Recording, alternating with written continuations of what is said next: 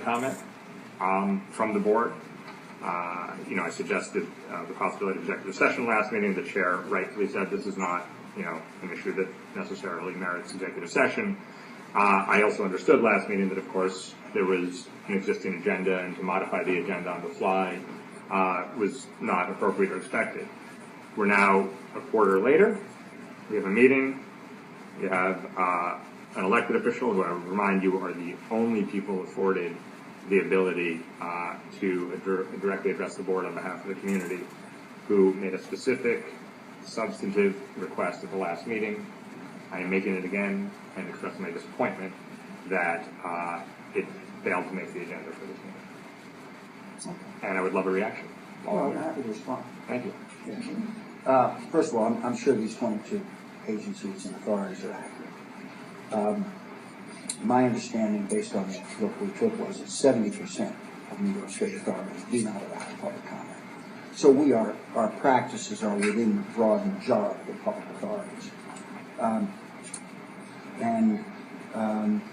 I'm sure there are individual and specific reasons that are appropriate to these, and the members that are, or the directors that are running these organizations have that point of view. We had, if my memory tells it, correct me if I'm wrong, but this was an item that was presented for consideration. We debated it, and we made a decision.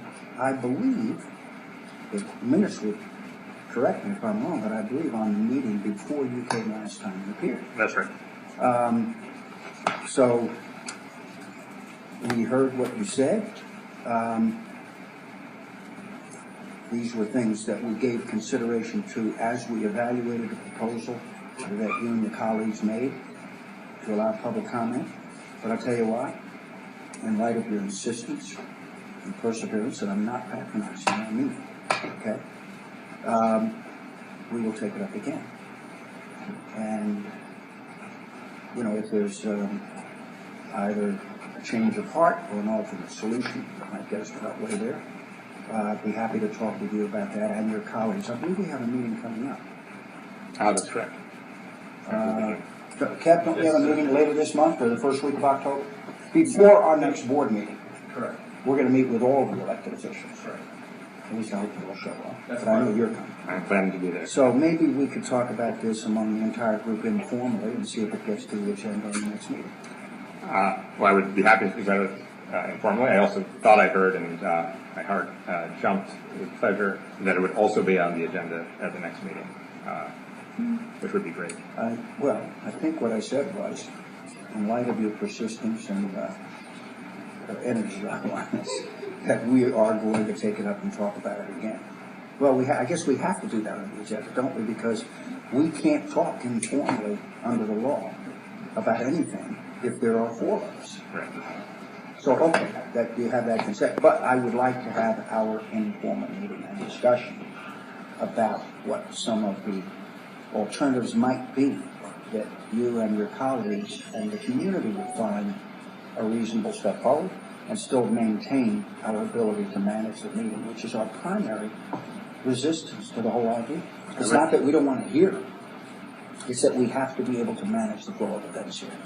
I look forward to that conversation informally. I look forward to the agenda item. I enjoy coming to meetings with this board. And I would say, just in preparation for that, members of the board, to put elected officials in the position of being the only conduit for community members to the board.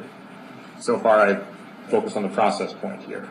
But to put us in the position of also substantively being the mouthpiece for every community concern, I don't think is in the board's interest or the elected officials' interest or the interest of the authority over time. So I would just... It seems to me that there's no shortage of communication from the community, CB1, etc., back to the authorities. Sherry, am I not right? We get communication all the time. The question becomes what rises to the level of being discussed with members of the community at this members' meeting. That's really. I don't think there's a lot of resistance either on the part of members of the community to talk to the authority or on the part of the authority staff to receive those communications and understand what we talk about. Now, sometimes they get a little bit out of hand. But generally speaking, I think it's a robust dialogue, I'll put it that way. And I do think that in a situation where you have constituents, which this board really does, the ability for those constituents to directly speak to its governing body has a particular... That's why I'm the head of the staff. That's why we changed the bylaws from the chief executive officer and a member of the staff that they communicate with.